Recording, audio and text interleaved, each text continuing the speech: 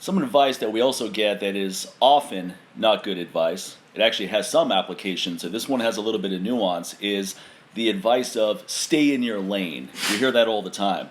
Hey, don't try to do anything but kettlebell training, Mike. Just stay in your lane. I used to get that when I first got into business because I started as a kettlebell instructor. In fact, for my own workouts, I only used kettlebells from 2001 to 2000, early 2007. So there's some merit to the concept of stay in your lane. You do have to stay in your lane long enough to get good at something. So I wanted to get really good at the skill of kettlebell training as well as the skill of teaching kettlebell training. So I only taught kettlebell workshops. I didn't try to combine it with barbell exercises and body weight stuff and all that. And I only used kettlebells in my workouts, my personal workouts.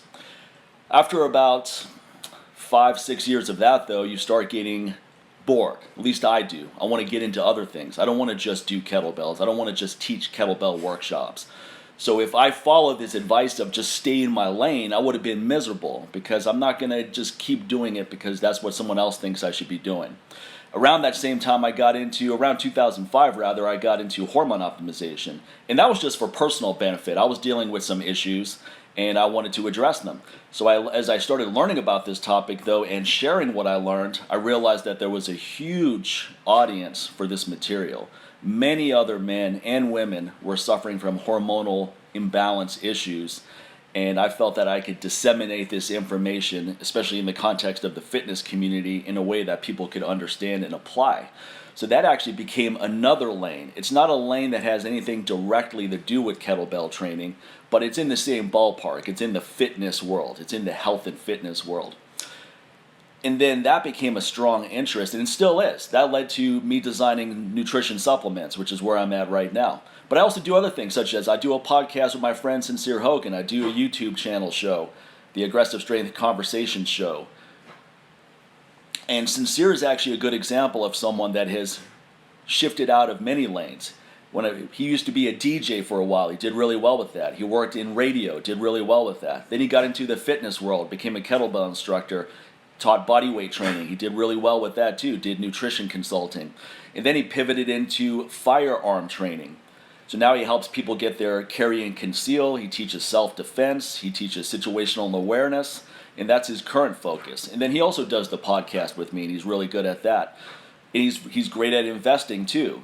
So you see where I'm going? You don't just have to do one thing. That's the mistake a lot of people make. They go, well, I'm a kettlebell instructor, so I'm not going to try to do anything else.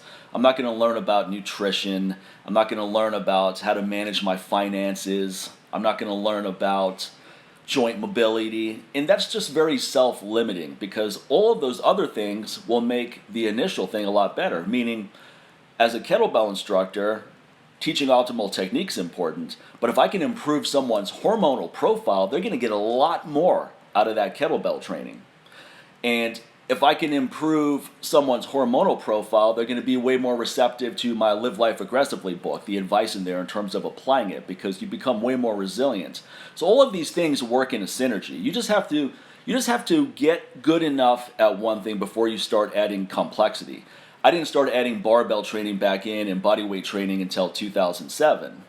My kettlebell technique was up to par at that point. It's solid. I already had experience with barbells and body weight training. I just hadn't done any of it in a while. So it was a question of just relearning things I used to do. So now I can manage all of this complexity in a system. But if I tried to do it too soon, it would have been a clusterfuck. It just wouldn't have worked. So the advice of stay in your lane is good to an extent. But most likely for most of us, you're going to be bored if you just stay in that lane.